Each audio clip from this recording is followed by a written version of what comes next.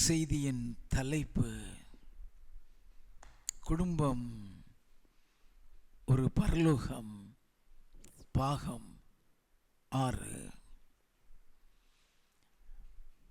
குடும்பம் ஒரு பரலோகம் என்ற தலைப்பில் ஒரு சில வாரங்களாக நாம் தொடர்ந்து தியானித்து கொண்டு இருக்கிறோம். தேவனாகிய கர்த்தர் ஒரு குடும்பம் முழுவதுமாக பரலோகத்தை சுதந்திரிக்க வேண்டும் என்று விரும்புகிறார். அப்படி ஒரு முழு குடும்பம் பரலோகத்தை சுதந்திரிக்க வேண்டுமானால் இந்த உலகத்தில் இருக்கும் பொழுதே அந்த குடும்ப வாழ்க்கை ஒரு பரலோகமாக இருக்க வேண்டும். இந்த குடும்ப வாழ்க்கை முழுவதும் பரலோகமாக இருக்க வேண்டுமானால் குடும்பத்தில் உள்ள அத்தனை பேரும் ரட்சிக்கப்பட்டாக வேண்டும்.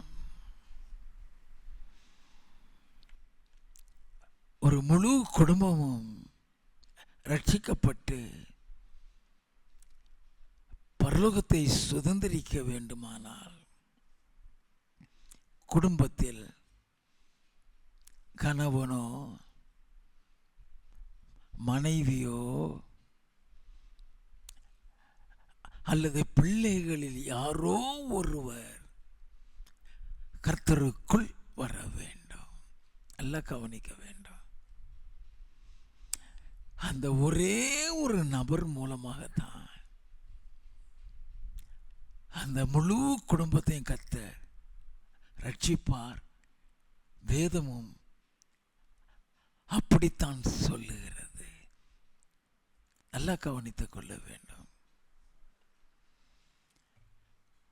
Normally God will choose one person in a family. அது கணவனாயிருக்கலாம், அது மனைவியாயிருக்கலாம், அல்லது பிள்ளைகளை யாராவது ஒருவராயிருக்கலாம். அந்த ஒரே ஒரு நபர் மூலமாக அந்த முழு குடும்பத்தையும் கர்த்தருக்குள்ள கொண்டு வருவார். அது எப்படிங்கிறத தான் இன்னைக்கு பார்க்க போகிறோம். நல்லா கவனிக்க வேண்டும். வசனத்தின்படி அப்போஸ்தலர் 16:31 வாசித்தால் கர்த்தராகிய இயேசு கிறிஸ்துவை விசுவாசி. விசுவாசி என்று சொல்லி சிங்குலரில் தான் சொல்லப்படுகிறது. விசுவாசியுங்கள் என்று புளூரலில் சொல்லப்படவில்லை. கர்த்தராகிய இயேசு கிறிஸ்துவை விசுவாசி, அப்பொழுது நீயும் உன் வீட்டாரும் ரட்சிக்கப்படுவீர்கள். அப்ப அந்த ஒரே ஒரு நபர் மூலமாக தான் அந்த முழு குடும்பத்தையும் கர்த்தர் கொண்டு வருகிறார். ஆபிரகாமுடைய வாழ்க்கையை எடுத்துட்டீங்கன்னா தேவனையே அறியாத ஒரு குடும்பம். நல்லா கவனிங்க.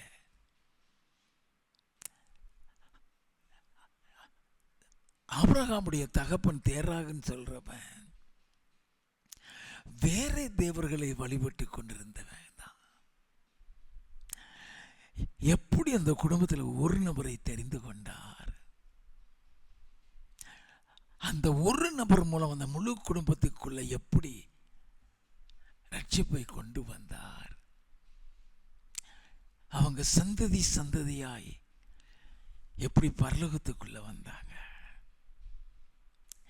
Everything is written in the Bible. யோசுவாவின் புஸ்தகம் 24வது அதிகாரம் 2வது 3வது வசனங்கள். அப்பொழுது யோசுவா சகல ஜனங்களையும் நோக்கி, இஸ்ரவேலின் தேவனாகிய கர்த்தர் சொல்லுகிறது என்னவென்றால், பூர்வத்திலே உங்கள் பிதாக்களாகிய ஆபிரகாமுக்கும் நாகோருக்கும் தகப்பனான தேராக என்பவன் நதிக்கு அப்புறத்திலே குடியிருந்த போது அவர்கள் வேறே தேவர்களை சேவித்தார்கள். அவர்கள் வேறே தேவர்களை சேவித்தவர்கள். அவர்களுக்கு தேவனையே தெரியாது.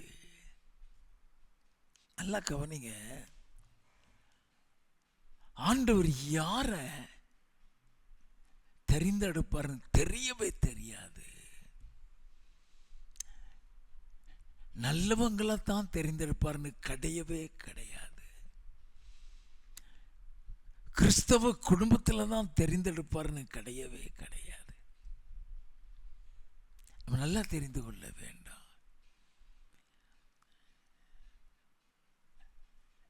அவன் முழு குடும்பமும் ஆண்டவரை அறியாத ஒரு குடும்பம். அவங்க வேற தேவர்களை சேவித்த குடும்பம்.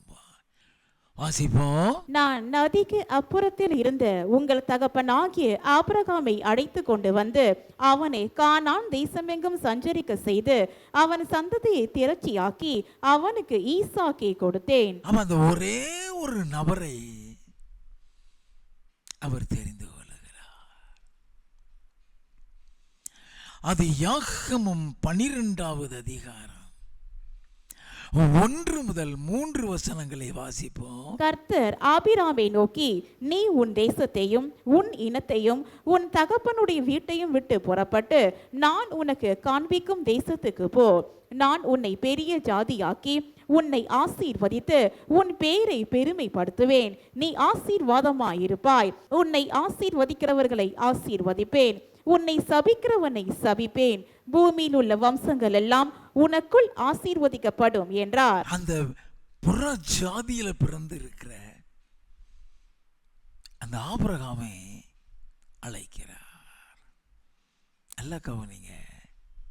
கலாத்தியரின் புஸ்தகம் 3வது அதிகாரம் 6வது வசனம். அப்படியே ஆபிரகாம் தேவனை விசுவாசித்தான், அது அவனுக்கு நீதியாக எண்ணப்பட்டது.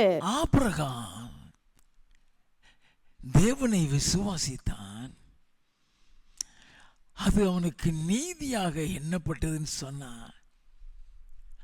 அதுதான் அவனுக்கு ரட்சிப்பு. His faith becomes his salvation.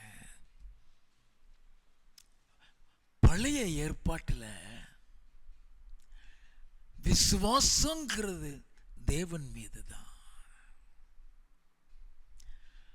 புதிய ஏற்பாட்டில் விசுவாசங்கிறது இயேசு மீது. நல்லா கவனித்துக் கொடுங்க. அப்ப அவன் தேவாதி தேவன் மீது ஒரு விசுவாசம் வைக்கிறான். அதுதான் அவனுக்கு நீதியாக எண்ணப்பட்டதுன்னா அதுதான் அவனுக்கு ரட்சிப்பு. ஆதியாகமம் 12வது அதிகாரம் 4வது வசனம். கர்த்தர் ஆபிராமுக்கு சொன்னபடியே அவன் புறப்பட்டு போனான். எப்படி அவனால புறப்பட முடிஞ்சது? Because of faith. குடும்பத்தை விட்டுட்டான், சொந்த ஊரை விட்டுட்டான், சொந்த ஜனங்களை விட்டுட்டான், கர்த்தரை மட்டும் நம்பி வருகிறான். நல்ல கவனிங்க. எப்படி கர்த்தர் ஒரு முழு குடும்பத்தை பரலோகத்துக்குள்ள கொண்டு வர்றார். இங்க வந்திருக்கிறீங்க, இங்க வந்த உங்களை கர்த்தர் உங்க குடும்பத்தில் தெரிந்தெடுத்திருக்கிறார். யாரை தெரிந்தெடுப்பார்னே தெரியாது. நம்ம கோபக்காரரா இருந்திருக்கலாம், சண்டை போடுறவங்களா இருந்திருக்கலாம், தவறாய் கூட வாழ்ந்திருக்கலாம்.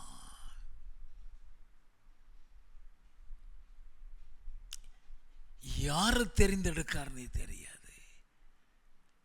நீ புறஜாதியில கூட பிறந்திருக்கலாம், உன்னை தெரிந்தெடுக்கிறாரு. அப்ப ஆண்டவர் அவனை புறப்பட்டு வாங்குறாரு. கர்த்தரை நம்பிதான் வர்றான். சொந்த ஊரை விட்டுட்டான்,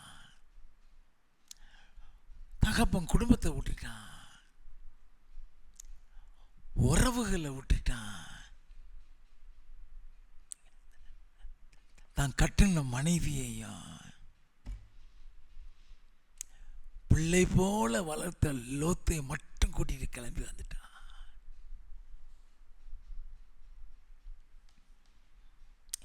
7வது 8வது வசனங்கள். கர்த்தர் ஆபிராமுக்கு தரிசனமாகி உன் சந்ததிக்கு இந்த தேசத்தை கொடுப்பேன் என்றார்.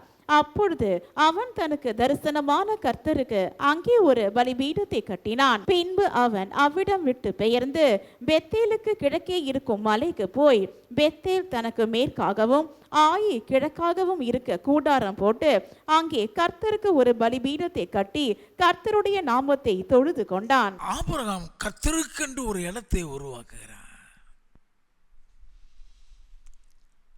It is a place of worship.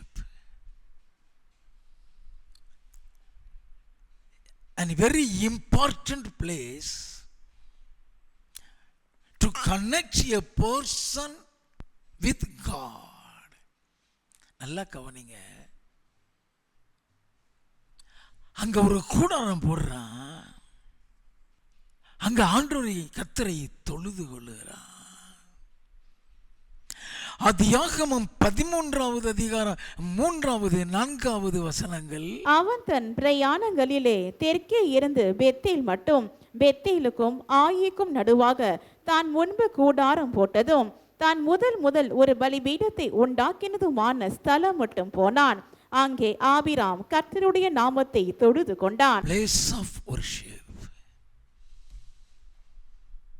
அந்த இடத்துல தான் அவர் பேசுவார். அந்த இடத்துல இருந்துதான் அவர் சொல்லி கொடுப்பாரு. நல்லா கவனிங்க.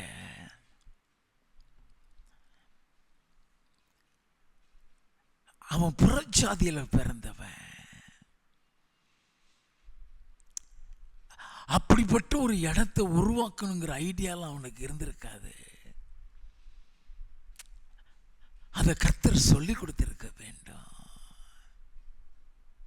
வேதம் சொல்லுகிறது, அங்கே ஆபிரகாம் கர்த்தருடைய நாமத்தை தொழுது கொண்டான். A place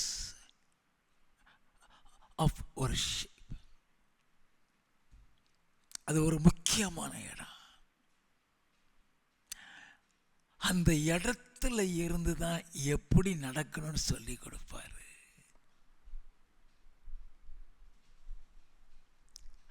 அந்த இடத்துல தான் உருவாக்குவாரு.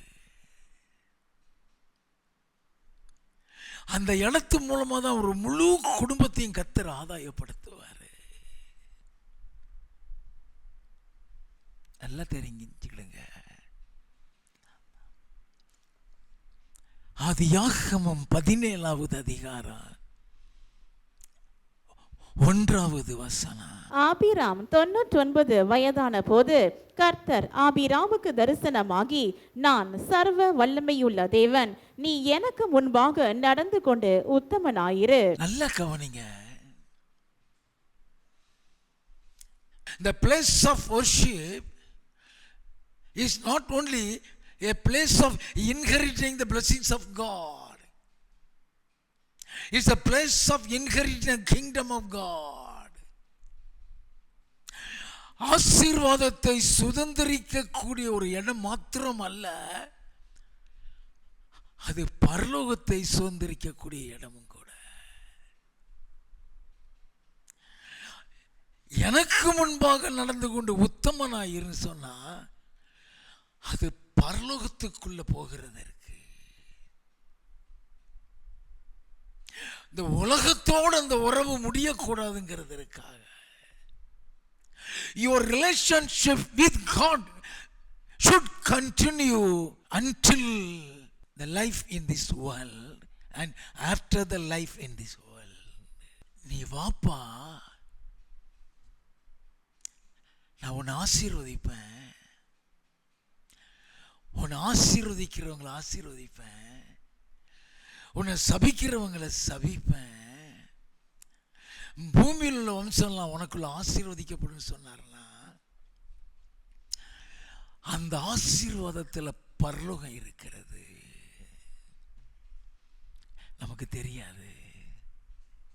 It's a place of worship. அவர் இறங்கி வருகிற இடம், உனக்கும் அவருக்கும் ஒரு உறவை ஏற்படுத்துகிற இடம், உன்னை உருவாக்குகிற இடம்.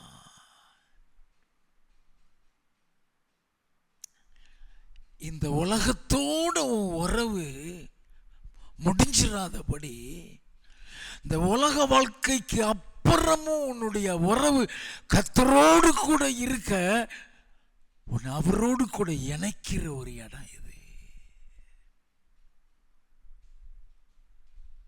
நல்லா கவனிங்க. அவரோடு கூட ஒரு உறவு வைக்கிறதுக்கு ஒரு இடத்தை வைப்பாரு. ஆவிக்குரிய வாழ்க்கையில் அவரோடு கூட உன்னை லிங்க் பண்றதே அந்த இடம் தான். ஆண்டவர் ஆபிரகாமுக்கு சொல்லி கொடுக்கிறாரு, நீ எனக்கு முன்பாக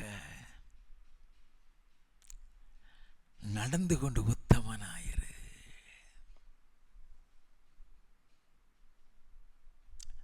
அது அப்படியே அவனுக்குள்ள போயிருச்சு.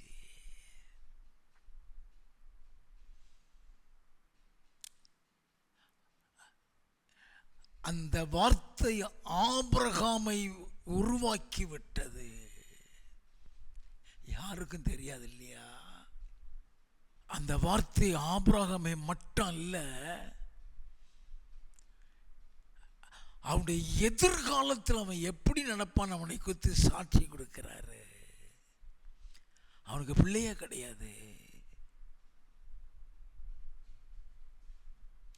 எனக்கு முன்பாக நடந்து கொண்டு உத்தமனார் 99 வயசுல சொல்றாரு. பிள்ளை கிடையாது அவனுக்கு. பிள்ளையே இல்லாத ஆபிரகாமை குறித்து என் ஆண்டவர் சாட்சி கொடுக்கிறார். ஆதியாகமம் 18வது அதிகாரம் 19வது வசனம். கர்த்தர் ஆபிரகாமுக்கு சொன்னதை நிறைவேற்றும்படியாய் அவன் தன் பிள்ளைகளுக்கும் தனக்கு பின்வரும் தன் வீட்டாருக்கும் நீங்கள் நீதியையும் நியாயத்தையும் செய்து கர்த்தருடைய வழியை காத்து நடவுங்கள் என்று கட்டளையிடுவான் என்பதை அறிந்திருக்கிறேன் என்றார். பிள்ளையே கிடையாதுங்க.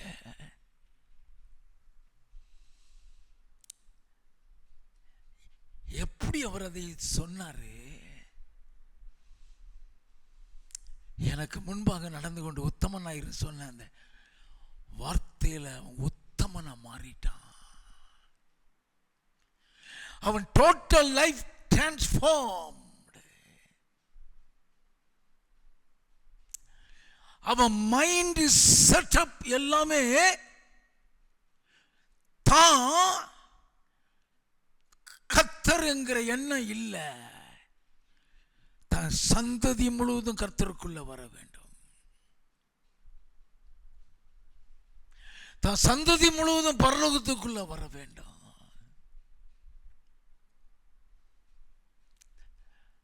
தனக்கு பின் வரக்கூடிய சந்ததியை குறித்து தான்.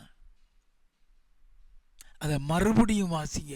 கர்த்தர் ஆபிரகாமுக்கு சொன்னதை நிறைவேற்றும்படியாய் என்னது சொன்னாரு? ஆபிரகாமுக்கு சொன்னதை நிறைவேற்றும்படியாய் எனக்கு முன்பாக நடந்து கொண்டு உத்தமனாயிருந்து சொன்னாரே. அப்ரைட்னஸ். உத்தமன் அர்த்தம் தெரியுமா? எல்லா காரியத்திலும் உத்தமனாயிருக்கிறது, தேவனுக்கு பிரியமா நடக்கிறது.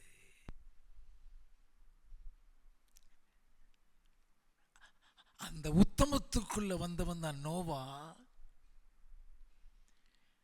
அந்த உத்தமத்துக்குள்ள வந்தவன் தான் யோபு. அந்த உத்தமம் சொல்றது அதுல உண்மை உண்டு,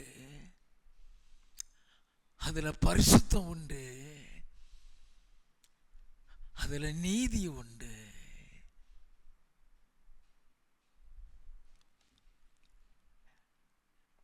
அவனுக்கு சொன்னதை நிறைவேற்றும்படியாய். வாசிப்போம். அவன் தன் பிள்ளைகளுக்கும் தனக்கு பின்வரும் தன் வீட்டாருக்கும் நீங்கள் நீதியையும் நியாயத்தையும் செய்து கர்த்தருடைய வழியை காத்து நடுவுங்கள் என்று கட்டளையிடுவான் என்பதை அறிந்திருக்கிறேன் என்றார். What a beautiful testimony of God about Abraham. அப்ப அவனுடைய இருதயம் எந்த அளவுல உத்தமமா இருக்கும். நீங்க வேதத்தை வாசித்தீங்கன்னா அவன் தனக்காக வாழ்ந்ததில்லை. அவன் தனக்காக வாழ்ந்ததில்லை. அவனுக்கும் புள்ள மாதிரி வளர்த்த லோத்துக்கும் பிரச்சனை வந்து பிரியும் போது,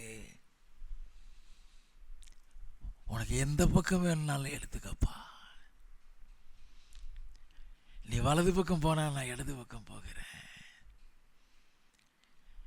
நீ இடது பக்கம் போனா நான் வலது பக்கம் போகிறேன். தனக்காக வாழலைங்க. அதுதான் உத்தமம். அவன் வாழ்ந்ததெல்லாம் கர்த்தருக்காக மட்டும்தான். தேவன் அறியாத குடும்பம், முழு குடும்பத்தையும் அந்த அனுபவத்துக்குள்ள கொண்டு வர்றான். பிள்ளைகளுக்கு நீதியை நியாயத்தை சொல்லிக் கொடுத்து அந்த வழியில நடவுங்கள் என்று சொல்லிக் கொடுப்பாங்க. நான் அறிந்திருக்கிறேன். உன் பிள்ளைகள் கர்த்தரை அறிய வேண்டும். நீதிமொழிகளின் புஸ்தகம் 22வது அதிகாரம் 6வது வசனம். பிள்ளையானவன் நடக்க வேண்டிய வழியிலே அவனை நடத்து, அவன் முதிர் வயதிலும் அதை விடாதிருப்பான். பிள்ளையானவன் நடக்க வேண்டிய வழியில் அவனை நடத்து, முதிர் வயதிலையும் அதை விடாது. அப்படி வளர்த்தவன் தான் ஆபிரகாம். Isaac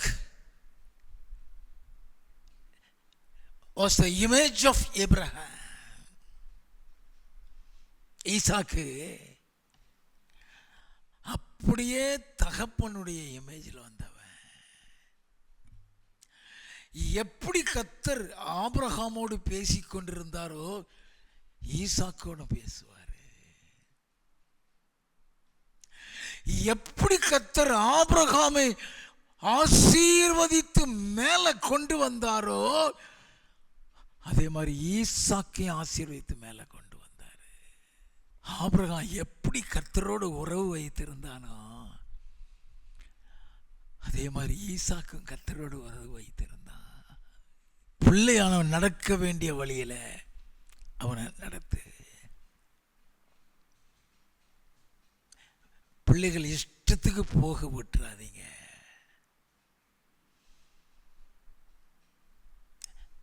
அஞ்சில வளையலைனா 50லையும் வளையாது. நல்லா தெரிஞ்சுக்கிடுங்க.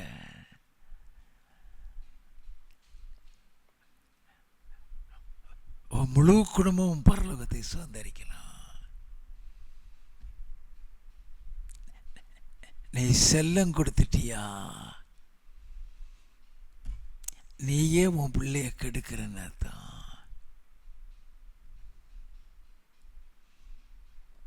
ஏசாயா தீர்க்கதரிசியின் புஸ்தகம் 54வது அதிகாரம் 13வது வசனம். உன் பிள்ளைகள் எல்லாரும் கர்த்தரால் போதிக்கப்பட்டிருப்பார்கள், உன் பிள்ளைகளுடைய சமாதானம் பெரிதாயிருக்கும். நல்ல கவனிங்க.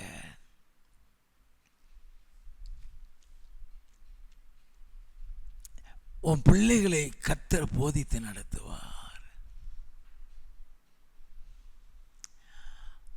ஆபிரகாம் பிள்ளைக்கு சொல்லி கொடுத்தது மாத்திரம் இல்ல, அந்த பிள்ளைகளுக்காக ஜெபிக்கிறவனு கூட.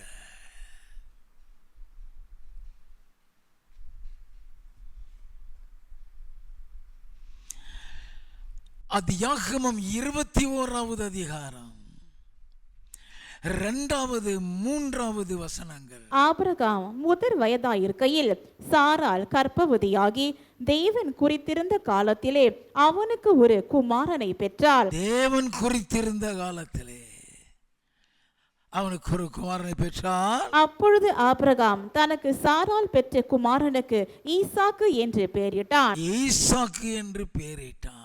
ஆதியாகமம் 21வது அதிகாரம் 33வது வசனம்.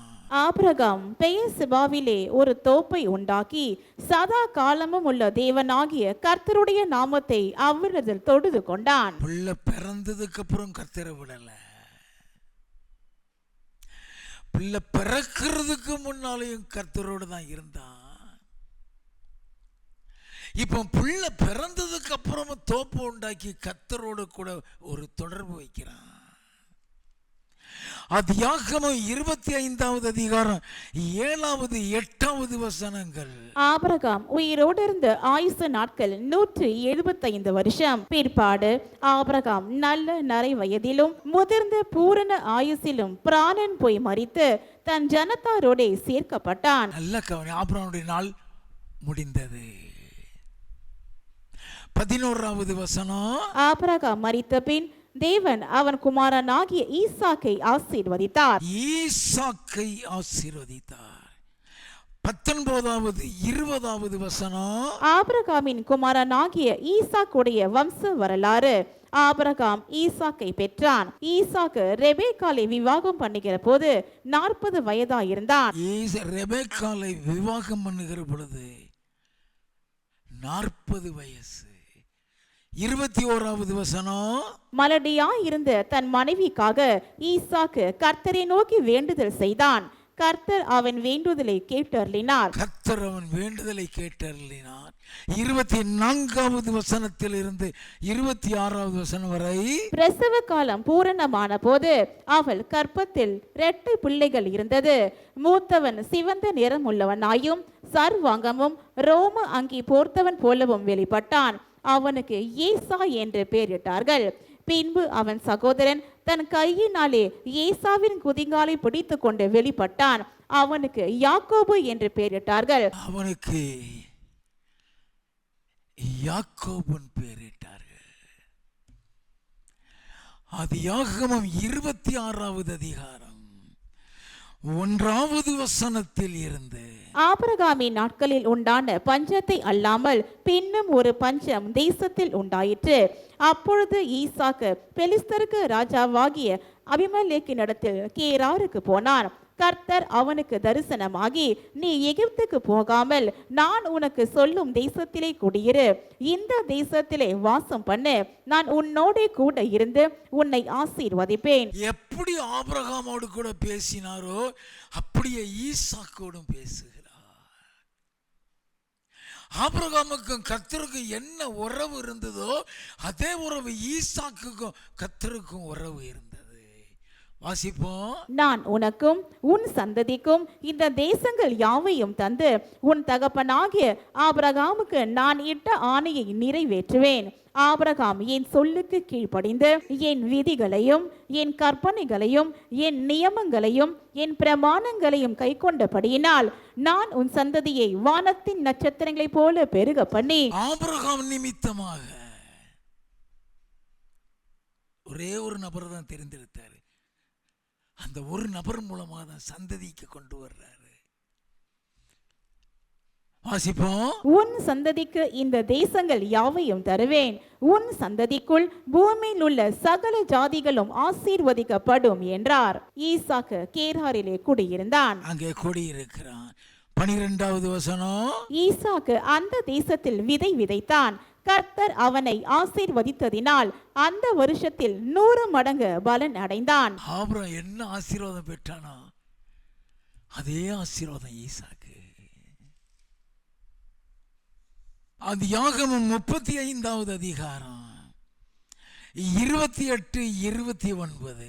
ஈசாக்கு விருத்தாப்பியமும் பூரண ஆயுசும் உள்ளவனாகி 180 வருஷம் ஜீவித்திருந்து பிராணன் போய் மரித்து தன் ஜனத்தாரோடே சேர்க்கப்பட்டான்.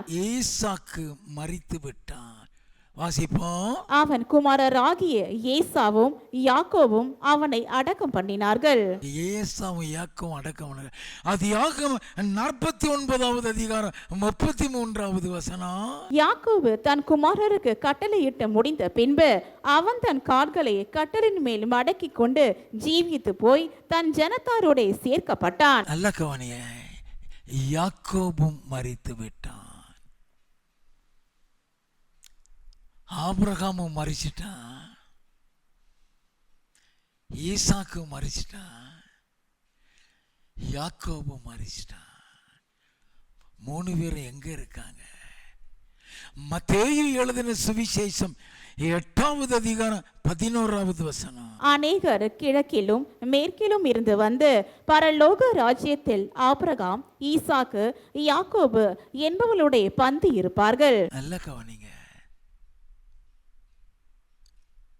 3 பேரும் மேலதான் இருக்கா. ஒரே ஒரு நபரை தான் தெரிந்தெடுத்தாரு. அந்த ஒரே நபர் மூலமாக தான் சந்ததி சந்ததியாய் தெரிந்தெடுக்கிறாரு.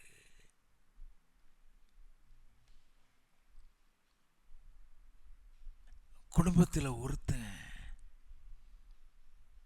கர்த்தருக்கு பிரியமாய் வாழ்ந்தாக வேண்டும். அந்த ஒரு நபர் மூலமா முழு குடும்பமும். யோபுவின் புஸ்தகம் 1வது அதிகாரம் 1வது வசனம். ஊத்ஸ் தேசத்திலே யோபு என்னும் பேர் கொண்ட ஒரு மனுஷன் இருந்தான்.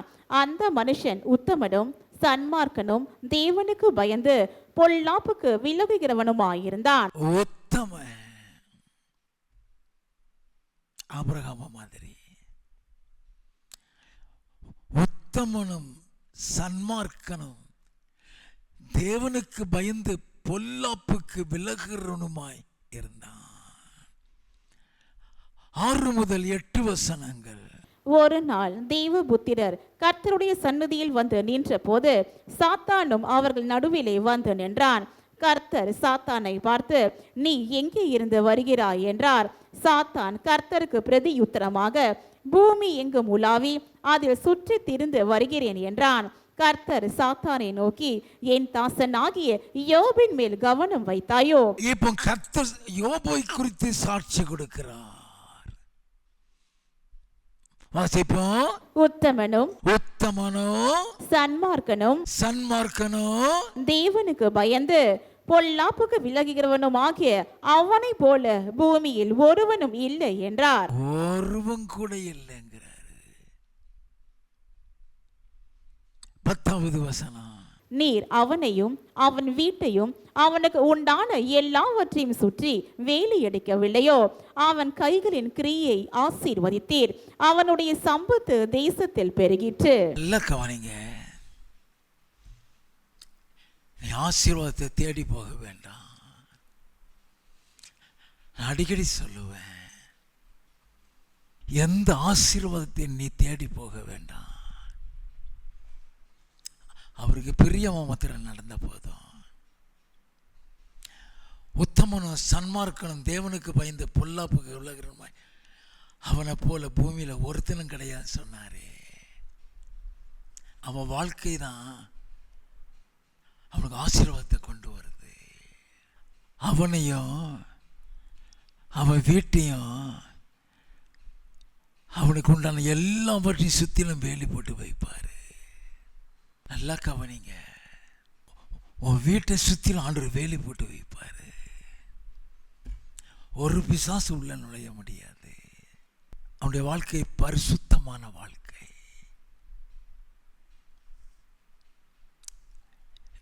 யோபுவின் புஸ்தகம் 27வது அதிகாரம் 1வது வசனத்தில் இருந்து. யோபு பின்னும் தன் பிரசங்க வாக்கியத்தை தொடர்ந்து சொன்னது, என் சுவாசம் என்னிலும் என் சுவாசம் என்னிலும் தேவன் தந்த ஆவி என் நாசியிலும் இருக்கும் மட்டும் என் உதடுகள் தீமையை சொல்வதும் இல்லை, என் உதடுகள் தீமையை சொல்வதும் இல்லை, என் நாக்கு கபடம் பேசுவதும் இல்லை என்று என் நியாயத்தை தள்ளிவிடுகிற தேவனும் என் ஆத்துமாவை கசப்பாக்குகிற சர்வ வல்லவருமானவருடைய ஜீவனை கொண்டு சொல்லுகிறேன். 6வது வசனம், என் நீதியை கெட்டியாய் பிடித்திருக்கிறேன், அதை நான் விட்டு விடேன். நான் உயிரோடு இருக்கும் அளவும் என் இருதயம் என்னை நிந்திக்காது. 5வது வசனத்தின் பிற்பகுதி, என் ஆவி பிரியும் மட்டும் என் உத்தமத்தை என்னை விட்டு விலக்கேன். எப்படிப்பட்ட உத்தமம், எப்படிப்பட்ட வாழ்க்கை! யோபுவின் புஸ்தகம் 31வது அதிகாரம் 1வது 2வது வசனங்கள், என் கண்களோட உடன்படிக்கை பண்ணின நான் ஒரு கன்னிகையின் மேல் நினைப்பாய் இருப்பது எப்படி? அப்பொழுது உன்னதங்களில் இருந்து தேவன் அளிக்கும் பங்கும் உன்னதத்தில் இருந்து சர்வ வல்லவர் கொடுக்கும் சுதந்திரமும் கிடைக்குமோ? நல்ல கவனிங்கய்யா, தேவனுக்கு பயந்தவங்க அவன் பார்வையில கூட பரிசுத்தம். 5வது வசனத்திலிருந்து, நான் மாயையிலே நடந்தேனோ, என் கால் கபடு செய்ய தீவிரித்ததோ என்று சுமத்திரையான தராசிலே தேவன் என்னை நிறுத்து என் உத்தமத்தை அறிவாராக. என் நடைகள் வழியை விட்டு விலகினதும் என் இருதயம் என் கண்களை பின்தொடர்ந்ததும் ஏதாகிலும் ஒரு மாசு என் கைகளில் ஒட்டி கொண்டதும் உண்டானால் அப்பொழுது நான் விதைத்ததை வேறொருவன் புசிப்பானாக. என் பயிர்கள் வேறற்று போக கடவது. என் மனம் யாதொரு ஸ்திரீயின் மேல் மயங்கி அயலானுடைய வாசலை நான் எட்டி பார்த்ததுண்டானால் அப்பொழுது என் மனைவி வேறொருவனுக்கு மாவரைப்பாளாக. வேற்று மனிதர் அவள் மேல் சாய்வார்களாக. அது தோஷம். அது நியாயாதிபதிகளால் விசாரிக்கப்படும் அக்கிரமமாமே. அது பாதாள பரியந்தம் பட்சிக்கும் அக்கினியாய் என் சம்பத்தை எல்லாம் நிர்மூலமாக்கும். நல்ல கவனிங்க, அந்த அதிகாரம் முழுவதும் நீங்க வீட்டில் வாசித்து பாருங்க. அவனுடைய உத்தமம், அவனுடைய நேர்மை எழுதப்பட்டிருக்கும். அதனாலதான் அவன் வீட்டை சுத்தி வேலி போட்டு வைக்கிறார். யோபுவின் புஸ்தகம் 1வது அதிகாரம் 4வது 5வது வசனங்கள், அவன் குமாரர் அவனவன் தன் தன் நாளிலே தன் தன் வீட்டிலே விருந்து செய்து தங்கள் 3 சகோதரிகளையும் தங்களுடைய போஜனம் பண்ணும்படி அழைப்பார்கள். விருந்து செய்கிற அவரவருடைய நாள்முறை முடிகிற போது யோபு, ஒருவேளை என் குமாரர் பாவம் செய்து ஒருவேளை என் குமாரர் பாவம் செய்து தேவனை தங்கள் இருதயத்திலே தூஷித்திருப்பார்கள் என்று சொல்லி, ஏதாவது ஒரு தப்பு பண்ணிட்டா அது தேவனின் நாமத்தை தூஷிக்க வச்சிருக்குமே என்று சொல்லி அவர்களை அடைத்தனுப்பி பரிசுத்தப்படுத்தி அதிகாலமே எழுந்து அவர்கள் எல்லாருடைய லக்கத்தின் படியையும் சர்வாங்க தகன பலிகளை செலுத்துவான். நல்ல கவனிங்க, பிள்ளைகளுக்காக ஜெபிக்கிறான், பாவரிக்கை செய்கிறான். போகட்டும். How to pray, எப்படி நம்ம குடும்பத்துக்காக ஜெபிக்க வேண்டும், எப்படி நம்ம பிள்ளைகளுக்காக ஜெபிக்க வேண்டும். நல்லா கவனிங்க, உன் ஜெபம் உன் குடும்பத்தை மாத்திரும். உன் ஜெபம் உன் பிள்ளைகளை பாதுகாக்கும். எப்படி ஜெபிக்க வேண்டும் எழுதி வச்சுக்கிடுங்க. மத்தேயு எழுதின சுவிசேஷம் 7வது அதிகாரம் 21வது வசனம், பரலோகத்தில் இருக்கிற என் பிதாவின் சித்தத்தின்படி செய்கிறவனே பரலோக ராஜ்யத்தில் பிரவேசிப்பானே அல்லாமல் என்னை நோக்கி கர்த்தாவே கர்த்தாவே என்று சொல்லுகிறவன் அதில் பிரவேசிப்பதில்லை. ஆண்டவர் சொல்லுகிற வார்த்தை என்ன? பரலோகத்தில் இருக்கிற என் பிதாவின் சித்தத்தின்படி செய்கிறவனே பரலோகத்தில் பிரவேசிப்பான். உனக்காக, உன் மனைவிக்காக, உன் கணவனுக்காக, உன் பிள்ளைகளுக்காக, உன் பேர பிள்ளைகளுக்காக ஜெபிக்க வேண்டாம்.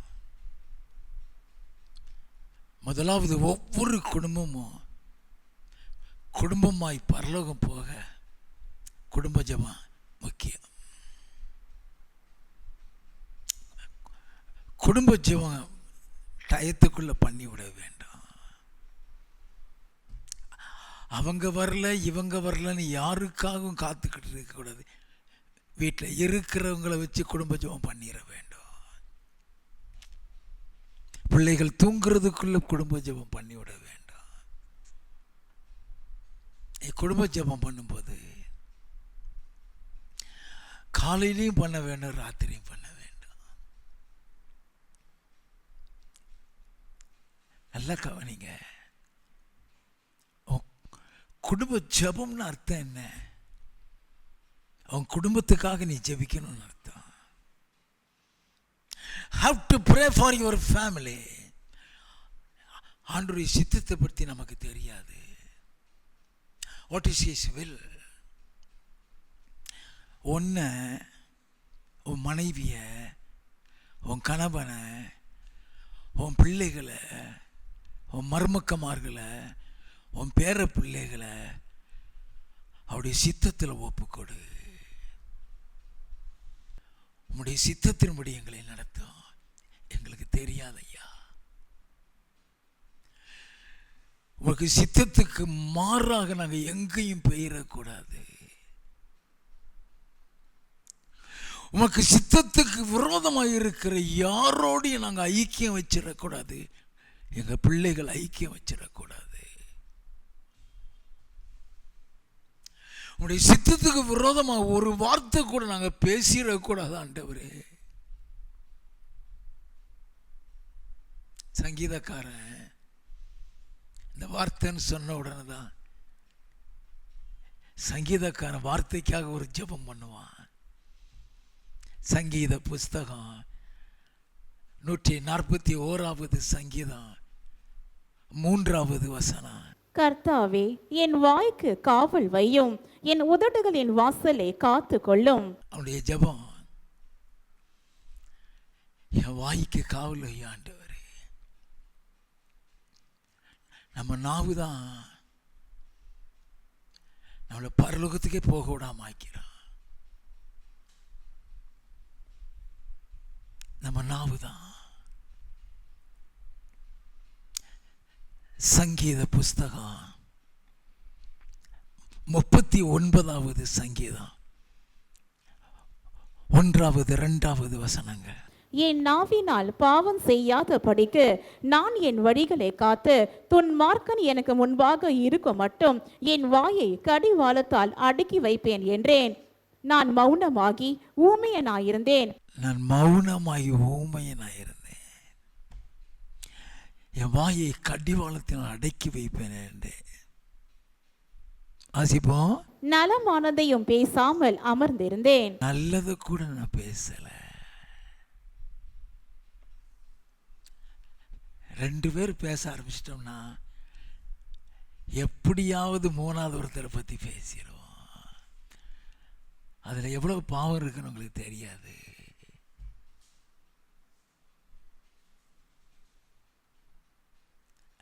அதில் எவ்வளவு பாவம் இருக்குன்னு தெரியாது. நல்ல கவனிங்க. உங்களுடைய சித்தத்தில் ஒப்பு கொடுக்கிற ஆண்டவரே, அவன் பிரியம் இல்லாத பேசிடக்கூடாது. உனக்கு சித்தம் சித்தம் இல்லாத எந்த இடத்துக்கு நாங்கள் போயிட பியூட்டிஃபுல்லாக நடத்துவார். ரொம்ப ஆச்சரியமாக இருக்கும். சில இடத்துக்கு போகணும்னு சொல்லி கூட பிறப்பிட்டு இருப்போம், ஸ்டாப் ஆயிரும். நம்ம விருப்பப்படுவோம், இந்த இடத்துக்கு போகணும்னு நினைப்போம், ஸ்டாப் ஆயிரும். பியூட்டிஃபுல்லாக இருக்கும். நாங்கள் அனுபவப்பட்டதுனால உங்களுக்கு சொல்லி கொடுக்குறேன்.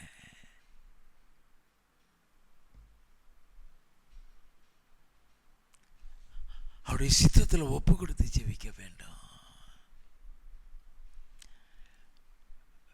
உங்களுடைய சித்தத்தின்படி எங்களை கொண்டு செல்லுங்க ஆண்டவரே. என் முழு குடும்பத்தையும் உங்களுடைய சித்தத்தில் ஒப்பு கொடுக்கிறேன் ஆண்டவரே. உங்களுடைய சித்தத்தில் வைத்து எங்களை நடத்துங்கள் ஆண்டவரே. எங்களுக்கு தெரியாது, எங்களுக்கு சொல்லிக் கொடுங்க. உமக்கு சித்தம் இல்லாத ஒருத்தர் கூட எங்க வீட்டுக்கு வரக்கூடாது ஆண்டவரே. யார் நல்லவங்க யார் ஏமாத்துறவங்க எங்களுக்கு தெரியாது ஆண்டவரே. நீ ஜெபிங்க. உன் கண்களுக்கு மறைவா உன் வீட்டில் வேலி இருக்கும், ஒருத்தன் உள்ள வர முடியாது.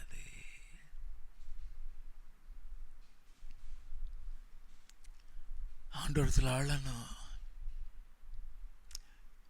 உமக்கு பிரியமான இப்படி நடக்க எனக்கு சொல்லித்தாங்க ஆண்டவரே.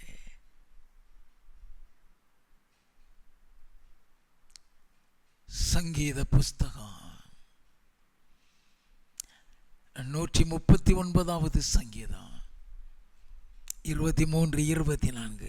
தேவனே, என்னை ஆராய்ந்து என் இருதயத்தை அறிந்து கொள்ளும். என்னை சோதித்து என் சிந்தனைகளை அறிந்து கொள்ளும். வேதனை உண்டாக்கும் வழி என்னிடத்தில் உண்டோ என்று பார்த்து நித்திய வழியிலே என்னை நடத்தும். ஆண்டவரே, ஒவ்வொரு நாளும் ஜெபிக்கணும்.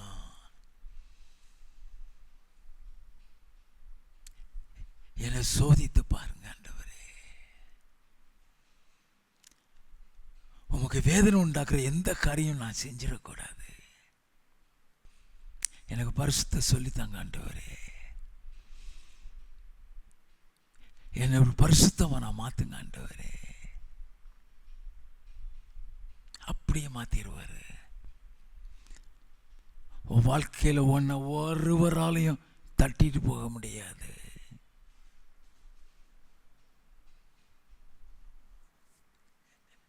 So beautiful. உன் கூட கர்த்தர் வருவாரியா.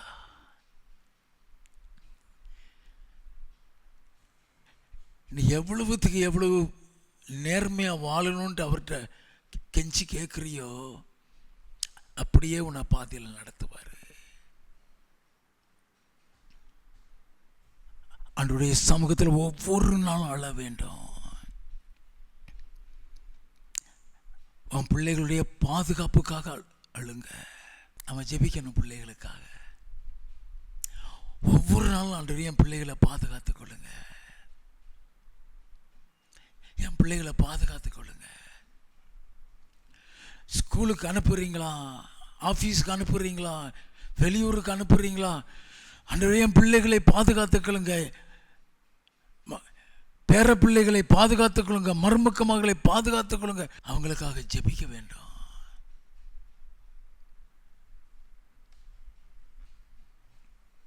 ஒவ்வொரு நாளும் சித்தத்தில் ஒப்பு கொடுத்து ஜெபிங்க. உங்களுடைய சித்தம் இல்லாமல் நாங்கள் எங்கேயும் போயிடக்கூடாது ஆண்டவரே. எந்த இடத்துல பிசாசு வலை போட்டிருப்போம் நமக்கு தெரியாது, அது கர்த்தருக்கு மட்டும்தான் தெரியும்.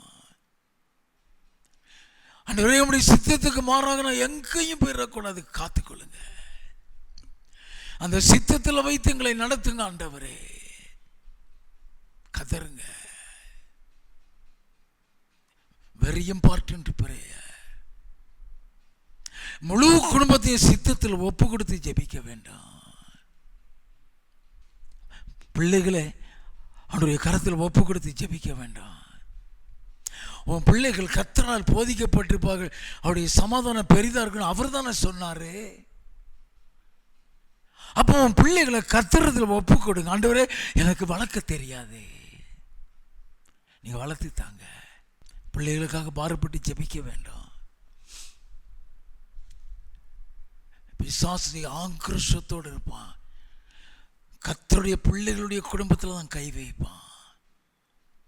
நீ ஜெபிக்கிற ஜெபம் உன் பிள்ளைகளுக்கு ஒரு பேழையாக மாறிவிடும்.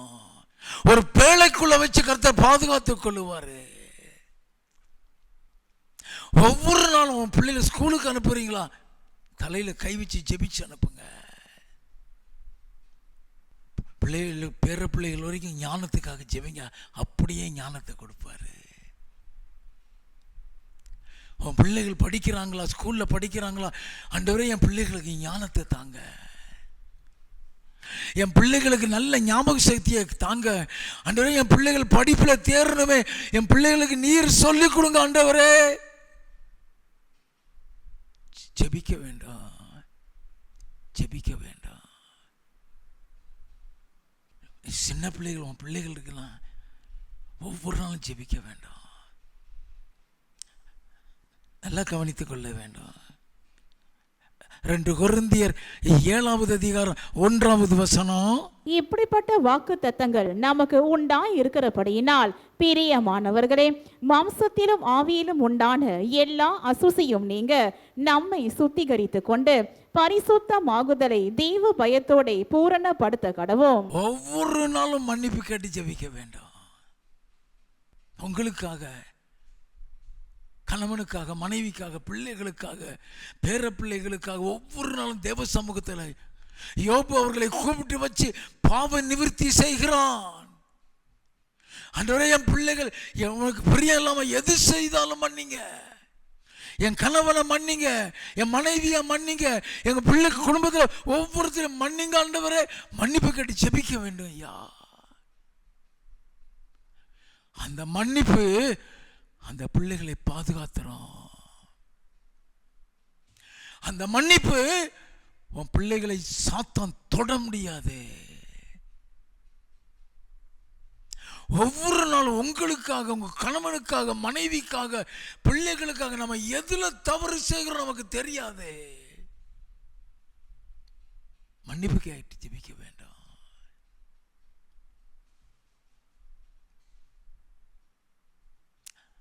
அதிகம் அன்பு கேளுங்க. யாரு மீதும் கசப்பு வச்சிடாதீங்க. கசப்பு நடக்கிற அளவுக்கு தான் சம்பவங்கள் இருக்கும். யாரு மீதும் கசப்பு வச்சிடாதீங்க. யாரையும் வெறுத்துறாதீங்க.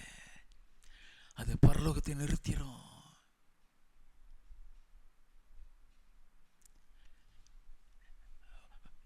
எந்த அளவு கர்த்தர் உங்களை நேசிக்கிறாருன்னு உங்களுக்கு தெரியாது.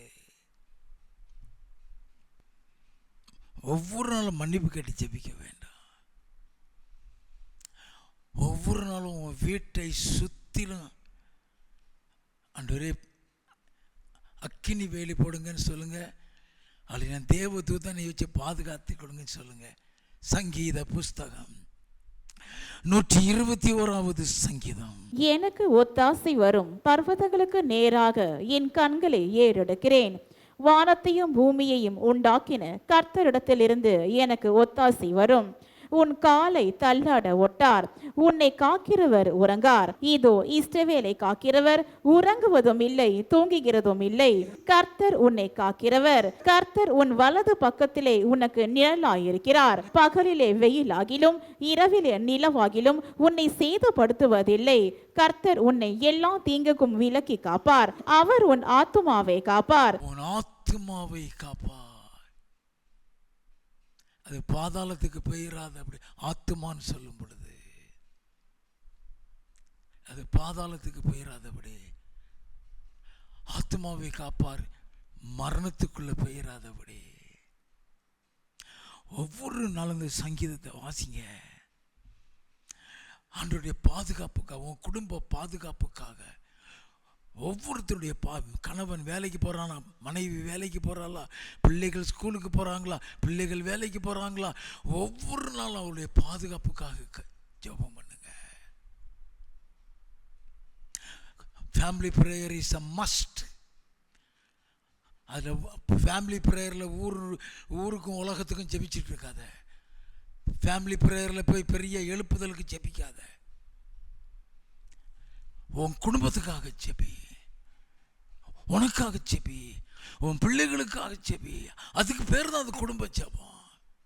Your family has to be protected by the Lord.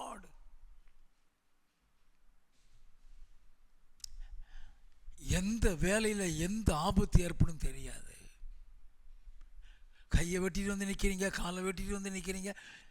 ஏன்? அந்த பாதுகாப்பு ஜெபம் இல்லை. பிரே. ஒவ்வொரு நாளும் சுத்திகரிச்சு ஜெபிக்க மறந்துடாதீங்க. உங்கள் பாவம் அன்னன்னைக்கு கழுவப்பட வேண்டும். ஒரு சின்ன பாவத்தை பிசாசு உரிமை எடுப்பான்.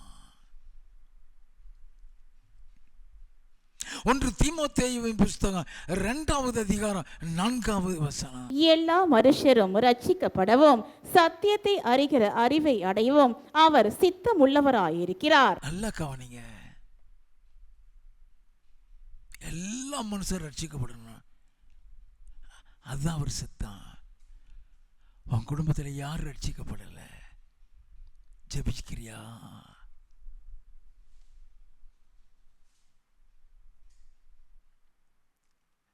ரட்சிக்கப்படாத குடும்பத்திற்காக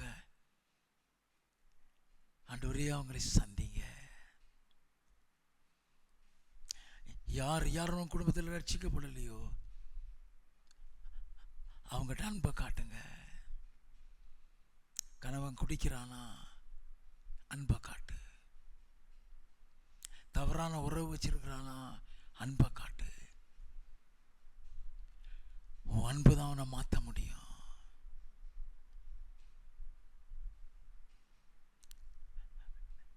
ஒன்று பேதுருவின் புஸ்தகம் 3வது அதிகாரம் 2வது வசனத்திலிருந்து. போதனையின்றி மனைவிகளின் நடக்கையினாலேயே ஆதாயப்படுத்திக் கொள்ளப்படுவார்கள். போதனையின்றி மனைவியுடைய நடக்கையினாலே. அப்ப அந்த மனைவி எப்படி நடக்கணுமா? 1வது வசனம். அந்தபடி மனைவிகளே உங்கள் சொந்த புருஷர்களுக்கு கீழ்ப்படிந்திருங்கள். அப்பொழுது அவர்களில் யாராவது திருவசனத்திற்கு கீழ்ப்படியாதவர்களாயிருந்தால் பயபக்தியோடு கூடிய உங்கள் கற்புல நடக்கையை அவர்கள் பார்த்து போதனையின்றி மனைவிகளின் நடக்கையினாலேயே ஆதாயப்படுத்திக் கொள்ளப்படுவார்கள். ஒரு மனைவியுடைய நடக்கை தான் கணவனை மாற்ற முடியும்.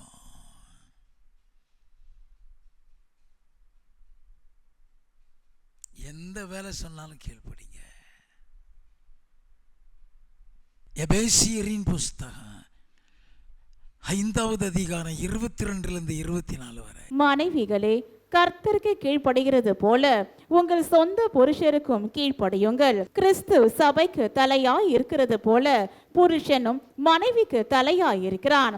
அவரே சரீரத்திற்கும் இரட்சகராயிருக்கிறார்.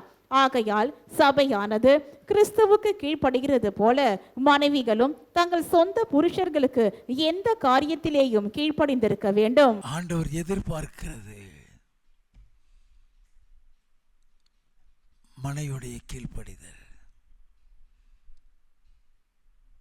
1 தீமோத்தேயுவின் புஸ்தகம் 2வது அதிகாரம் 11வது வசனத்திலிருந்து. ஸ்திரீயானவள் எல்லாவற்றிலும் அடக்கமுடையவளாயிருந்து அமைதலோடு கற்றுக்கொள்ள கடவள். உபதேசம் பண்ணவும் புருஷன் மேல் அதிகாரம் செலுத்தவும் ஸ்திரீயானவளுக்கு நான் உத்தரவு கொடுக்கிறதில்லை. நம்ம அதிகாரம் தான் நம்ம செலுத்துவோம். அதுக்கு தான் அவன் எழுதி வச்சிருக்கிறான். வாசிப்போம். அவள் அமைதலாய் இருக்க வேண்டும். எண்ணத்தினாலெனில் முதலாவது ஆதாம் உருவாக்கப்பட்டான், பின்பு ஏவாள் உருவாக்கப்பட்டாள். மேலும் ஆதாம் வஞ்சிக்கப்படவில்லை, ஸ்திரீயானவளே வஞ்சிக்கப்பட்டு மீறுதலுக்கு உட்பட்டாள். அப்படி இருந்தும் தெளிந்த புத்தியோடு விசுவாசத்திலும் அன்பிலும் பரிசுத்தத்திலும் நிலை கொண்டிருந்தால் பிள்ளை பேற்றினாலே ரட்சிக்கப்படுவாள். மனைவியுடைய நடக்கை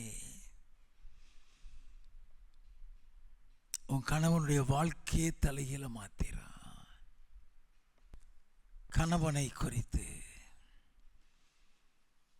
எபேசியரின் புஸ்தகம் 5வது அதிகாரம் 25வது வசனத்திலிருந்து, புருஷர்களே உங்கள் மனைவிகளில் அன்பு கூறுங்கள், அப்படியே கிறிஸ்துவும் சபையில் அன்பு கூர்ந்து தாம் அதை திருவசனத்தை கொண்டு தண்ணீர் முழுக்கினால் சுத்திகரித்து பரிசுத்தமாக்குகிறதற்கும் கரைதிரை முதலானவைகள் ஒன்றும் இல்லாமல் பரிசுத்தமும் பிழையற்றதுமான மகிமையுள்ள சபையாக அதை தமக்கு முன் நிறுத்திக் கொள்வதற்கும் தம்மை தாமே அதற்காக ஒப்பு கொடுத்தார்.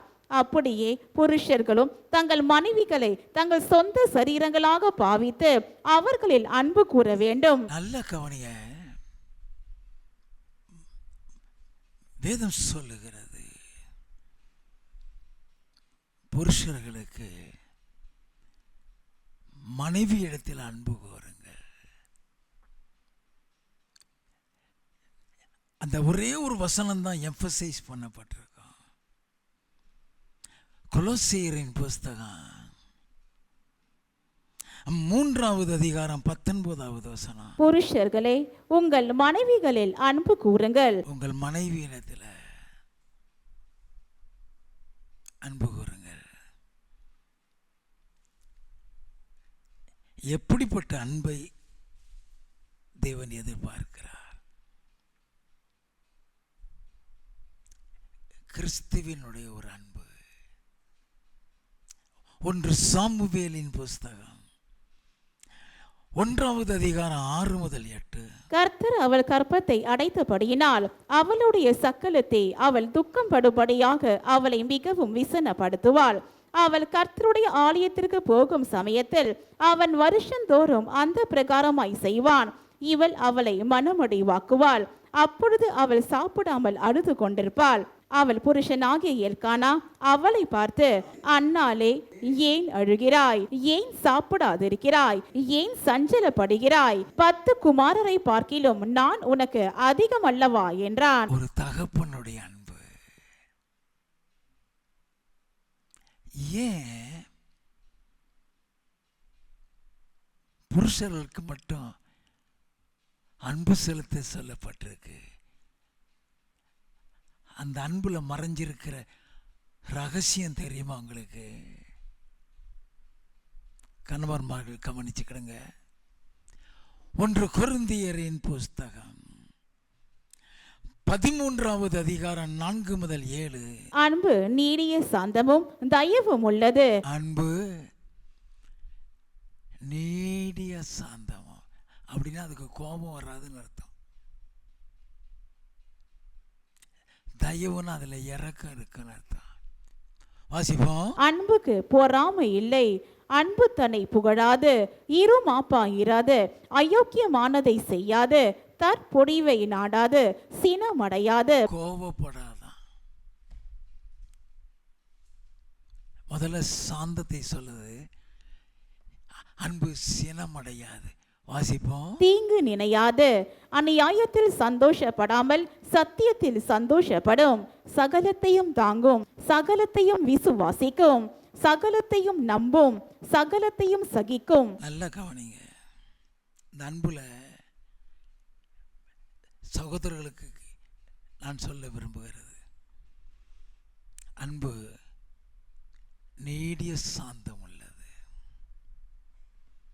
அன்பு சினமடையாது. அன்பு சகலத்தையும் தாங்கும். அன்பு சகலத்தையும் சகிக்கும். ஏன் கணவன் அன்பா இருக்கணும்னா,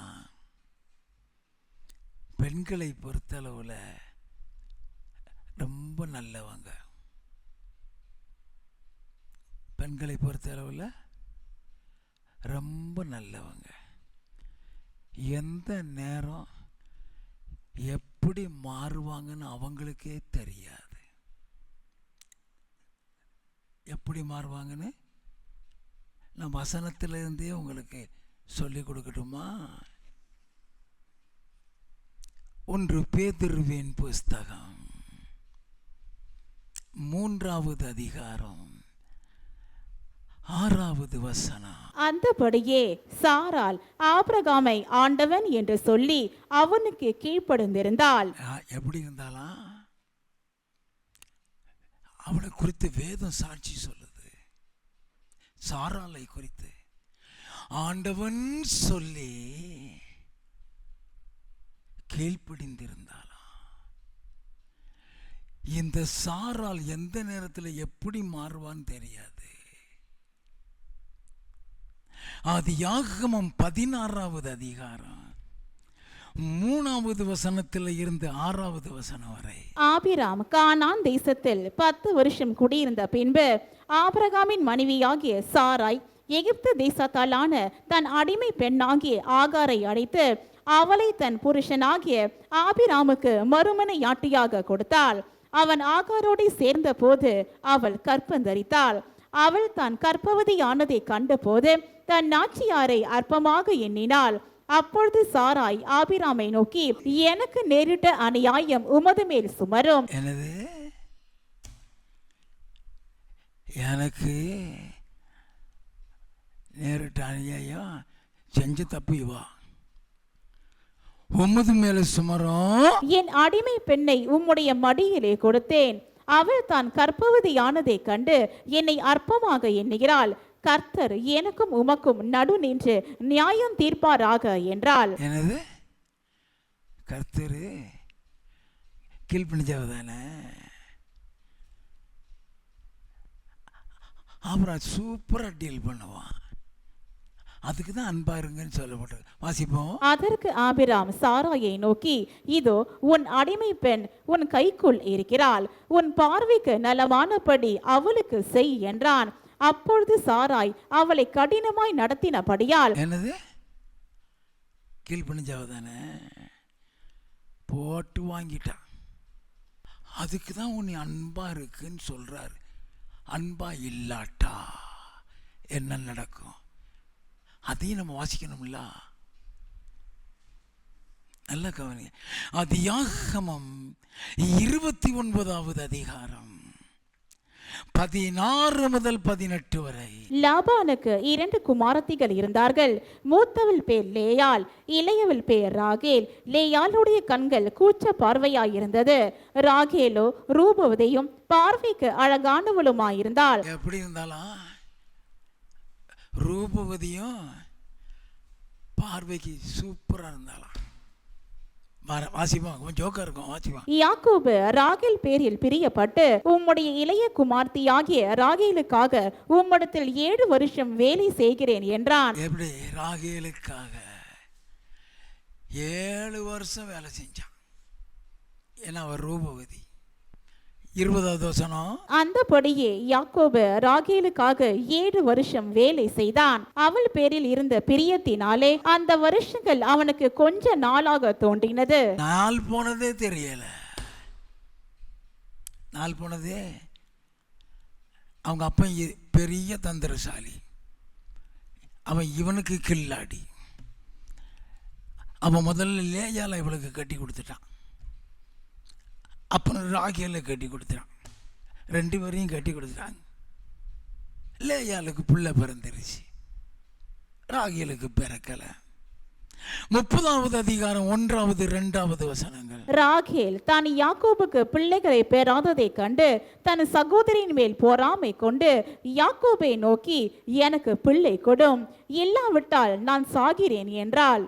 அப்பொழுது யாக்கோபு ராகேலின் மேல் கோபம் கொண்டு, தேவன் அல்லவோ உன் கற்பத்தை அடைத்திருக்கிறார், நான் தேவனா என்றான். ஏன் அன்பாருங்கிறாங்க? முக்காடு போட்டா பத்ம பூசணி மாதிரி அமைதல் இருப்பாங்க. மாறிட்டாங்கன்னா நீ தாங்க மாட்ட. அதனாலதான் அன்பு நீடிய சாந்தம் உள்ளது. அதனாலதான் கர்த்தர் சொல்லுகிறார், அன்பாயிரு. கொலோசேயரின் புஸ்தகம் 3வது அதிகாரம் 19வது வசனம். புருஷர்களே, உங்கள் மனைவிகளில் அன்பு கூறுங்கள், அவர்கள் மேல் கசந்து கொள்ளாதிருங்கள். அவர்கள் மீது கசந்துட்டீங்கன்னா நீங்க தான் வாங்கி கட்டணும். நீங்க தான் வாங்கி கட்டணும். அப்ப வசனம் எப்படி இருக்கு? 1 தீமோத்தேயுவின் புஸ்தகம் 2வது அதிகாரம் 8வது வசனம். அன்றியும் புருஷர்கள் கோபமும் தர்க்கமும் இல்லாமல் பரிசுத்தமானவைகளை உயர்த்தி எல்லா இடங்களிலேயும் ஜெபம் பண்ண வேண்டும் என்று விரும்புகிறேன். என்னதான் கோபமும் தர்க்கமும் இல்லாம எந்த கைய பரிசுத்தமான என அடிச்சிருவான். என்ன செஞ்சிருவான்? அடிச்சிருவான். உங்க பரிசுத்தமான கையை உயர்த்தி ஜெபம் பண்ணுங்கன்னு சொல்றாரு. அங்க அடிச்சிட்டீங்கன்னா அங்க உயர்த்த முடியாது. அதனால தான் உங்களை அன்பு செலுத்துங்கள். மனைவி எப்படி நடக்கணும், கணவன் எப்படி நடக்கணுங்கிறதை கர்த்தர் இன்னைக்கு நமக்கு வேத வசனம் மூலமாக விளக்கி சொல்லி இருக்கிறார். அல்லேலூயா.